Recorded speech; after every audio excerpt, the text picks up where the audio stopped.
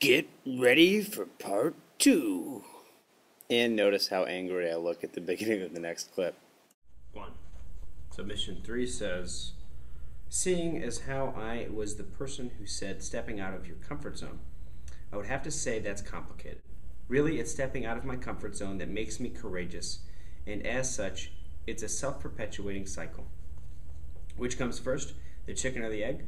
For me, it's been years of testing myself, challenging myself that encourages me to seek the next challenge, the next way to learn more about myself through doing things that I might not be certain I can accomplish. So, if you don't have enough courage to take a risk, to make that first challenge, how will you have the courage to stand up to the more difficult challenge that comes later? 2. Submission 4 responds, become narcissistic first, because you can't be outwardly strong until you're inwardly strong. Narcissism being on the same plane as believing in yourself. Narcissism requires less facts to base things off of, though. Basically, slowly building character based on newfound success and evidence of improvement. Narcissism is just blind self-faith bolstered by whatever justifications you can find, and thus is an easy and quick way to build courage. And at some point you realize that it doesn't matter how you got there so long as you're there and it's all good. 3. Submission 5 suggests, find the biggest pictures of the universe you can and stare at them. Keep doing it. Do it until the realization sets in that we are an infinitesimal speck of dust in the vastness of billions and billions of stars, and a brief moment of 10,000 years of Homo sapiens is but a blink of an eye in the billions of years, that's not the right page, of the universe. And when you realize that everything that happens is within that context, it's the most liberating feeling of the world. Because worrying about almost literally anything would be like worrying about the placement of a single grain of sand on a beach moments before a hurricane hits. It means you're free, completely and utterly free. Nothing really matters, so life becomes a blank canvas to do as you wish. 4. Submission 6 responds, get out of your comfort zone. Just the act of allowing ourselves to be uncomfortable builds courage no matter the outcome. And the more you do it, the more comfortable you feel being uncomfortable.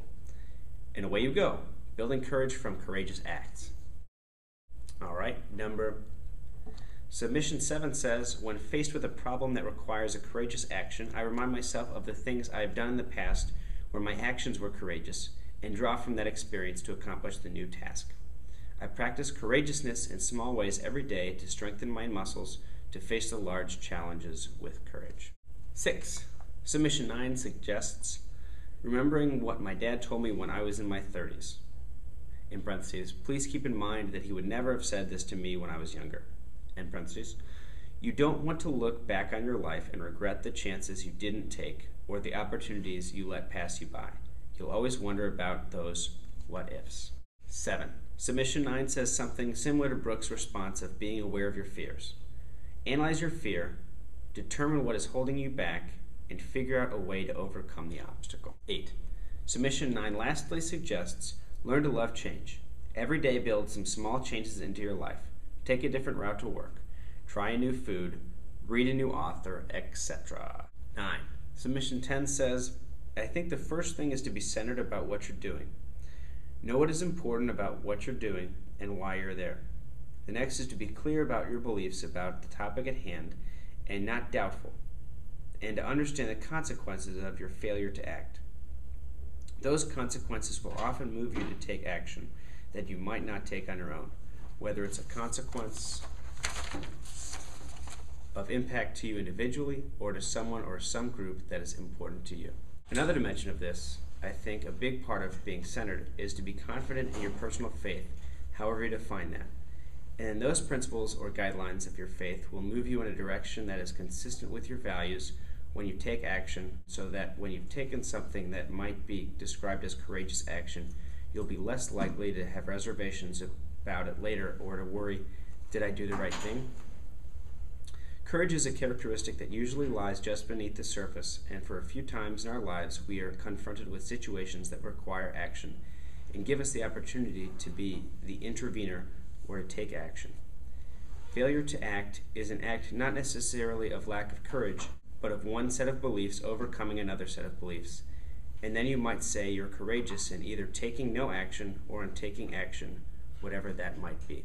Now, a closing quote and a recap of important thoughts. It's not the critic who counts, not the man who points out how the strong man stumbled or where the doer of deeds could have done better. The credit belongs to the man who is actually in the arena, whose face is marred by dust and sweat and blood, who strives valiantly, who errs and comes short again and again, who knows the great enthusiasms, the great devotions, and spends himself in a worthy cause, who at best knows achievement, and who at the worst, if he fails, at least fails while daring greatly, so that his place shall never be with those cold and timid souls who know neither victory nor defeat. Teddy Roosevelt. Recap of ideas on building courage. Courage breeds more courage, and lack of courage breeds lack of courage.